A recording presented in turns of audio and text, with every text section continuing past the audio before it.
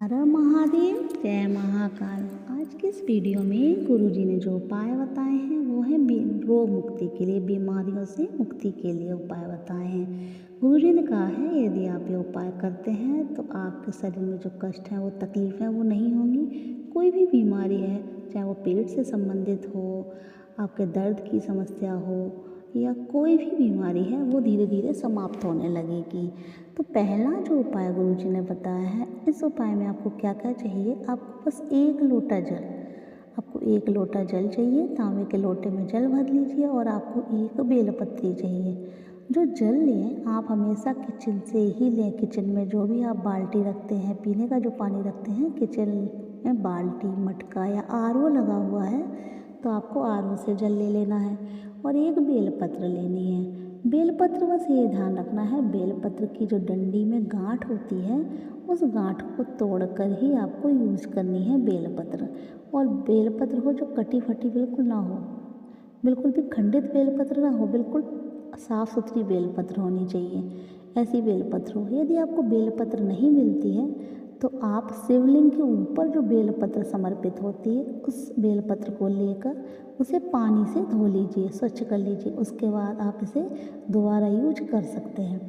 तो आप एक लोटा जल और एक बेलपत्र लेकर जाना है शिव मंदिर। वहाँ जाकर आप जो बेलपत्र लेकर गए हैं, उस बेलपत्र को आपको जलाधारी के पास, बिल्कुल जलाधारी का जो लास्ट पॉइंट होता है, जहाँ से जल नीचे गिरता है, वहाँ समर्पित करना है। लेकिन ये ध्यान रखना है, जो बेलपत्र का चिकनी साइड वाला हिस्सा होता है वो जलाधारी में स्पर्श करना चाहिए। बस बेलपत्र समर्पित करते समय आपको कुंदकेश्वर महादेव के नाम का स्मरण करना है। और ये ध्यान रखना है, बेलपत्र इस तरीके से आप जलाधारी पर समर्पित करें कि जो बेलपत्र की जो डंडी है वो जलाधारी से थोड़ी सी बाहर रहे। ये ध्यान रखना है कि बेलपत्र की जो डंडी है वो जलाधारी से थोड़ी बाहर रहे और बेलपत्र की पत्ती जलाधारी के पास रहे। इस तरीके से आपको बेलपत्र समर्पित करनी है। और उसके बाद वो जो जल आप लेकर गए हैं वो आपको शिवलिंग के ऊपर समर्पित करना है। लगातार श्री शिवाय नमस्तुभ्यम और कुंदकेश्वर महादेव के नाम का स्मरण करते हुए आपने जब जल समर्पित कर दिया तो वो बेलपत्री से होता हुआ, जलाधारी से होता हुआ वो नीचे गिरेगा। तो आपको अपना हाथ लगा देना है वहाँ। आपको लोटा नहीं, कोई पात्र नहीं रखना, किसी पात्र में वो जल नहीं लेना। वो उस जल को आपको अपने हाथ में लेना है। जितना भी जल आए आप अपने हाथ में ले लीजिए और उसके बाद वो जल आप अपने पात्र में डाल सकते हैं, लोटे में डाल सकते हैं, लेकिन आपको लेना हाथ में ही है। उसके बाद इस जो जल आपने लिया है, इसे महादेव से प्रार्थना करनी है कि इसे औषधि स्वरूप बना दीजिए। कुंदकेश्वर महादेव के नाम का स्मरण करना है। और उसके बाद यदि आप अपने लिए उपाय कर रहे हैं, आपके शरीर में कोई कष्ट तकलीफ़ें हैं, तो आप ये जल का आचमन कर लीजिए घर आकर। यदि किसी और के लिए, आप घर के और किसी सदस्य के लिए उपाय कर रहे हैं तो उसको आपको इस जल को पिला देना है। गुरुजी ने इसके लिए कोई दिन नहीं बताया है, कोई समय नहीं बताया, तो आप किसी भी समय, किसी भी दिन ये उपाय कर सकते हैं। हो सके तो लगातार आप उपाय कीजिए और जल को आप रोज़ पीजिए।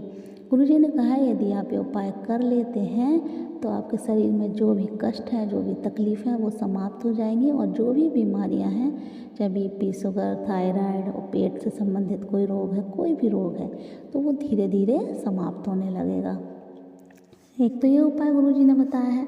एक दूसरा उपाय और गुरुजी ने बताया है, अभी हाल में ही 2-3 दिन पहले की कथा में गुरुजी ने बताया है। इस उपाय को भी रोग मुक्ति के लिए यूज़ किया जाता है। और गुरुजी ने कहा है यदि आप ये उपाय करते हैं तो बड़ी से बड़ी बीमारी, पुराने से पुरानी बीमारी भी आपकी ठीक हो जाएगी। इस उपाय में आपको क्या करना है, आपको लेना है एक बेलपत्र। ध्यान रखिए, आपको एक लोटा जल ले लीजिए, एक बेलपत्र ले लीजिए। बेलपत्र एक लेनी है, 2 समी पत्र लेने हैं और लाल चंदन, थोड़ा सा लाल चंदन लेना है। आपको क्या क्या लेना है, एक लोटा जल हमेशा आप किचन से भरिए, हमेशा की तरह जैसे बताया जाता है। जहाँ आप पीने का पानी रखते हैं वहाँ से आप जल भर लीजिए। किचन से एक लोटा जल ले लीजिए।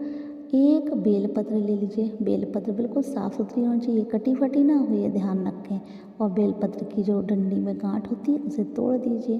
अब आपने एक बेलपत्र ले ली, 2 समी पत्र ले लिए और लाल चंदन लें। बस ये ध्यान रखें समी पत्र भी टूटे फूटे कटे फटे नहीं होने चाहिए। अब ये सामग्री लेकर आपको शिव मंदिर पहुंचना है।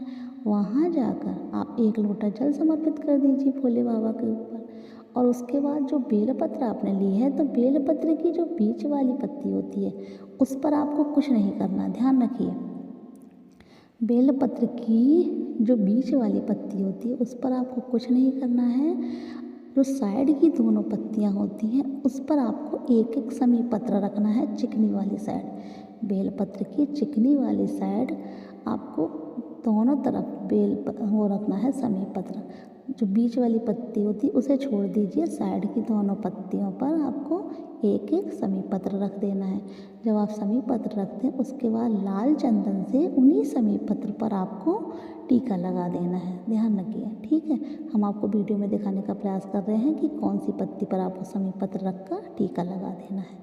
टीका लगा दिया, उसके बाद आपने जब ये बेलपत्र तैयार कर दी और चिकनी साइड आपको ये करना है, आपको समी पत्र भी चिकनी साइड रखना है बेलपत्र के और टीका लगा देना। उसके बाद शिवलिंग पर ये बेलपत्र आपको समर्पित करनी है, किसके नाम से? गतिमान महादेव के नाम से, ध्यान रखिए, गतिमान महादेव के नाम से ये बेलपत्र शिवलिंग के ऊपर आपको समर्पित करनी है। बस ये ध्यान रहे चिकनी वाला जो हिस्सा होता है बेलपत्र का वो शिवलिंग में स्पर्श करे। ये उपाय आप कीजिए। गुरुजी ने कहा है, इसके लिए भी कोई दिन नहीं बताया गुरुजी ने, तो आप किसी भी दिन ये उपाय कर सकते हैं और लगातार ये उपाय कीजिए।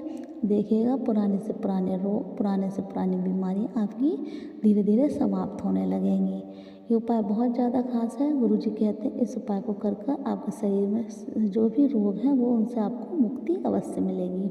तो ये उपाय आप कीजिए। बेलपत्र को इस तरीके से बस समर्पित कर दिया आपने और उसके बाद भगवान से वही प्रार्थना कीजिए अपने रोग की मुक्ति के लिए और उसके बाद आप घर चले आइए। यदि आपको वीडियो अच्छी लगी है तो प्लीज़ वीडियो को लाइक कर कमेंट में हर हर महादेव अवश्य लिखिए।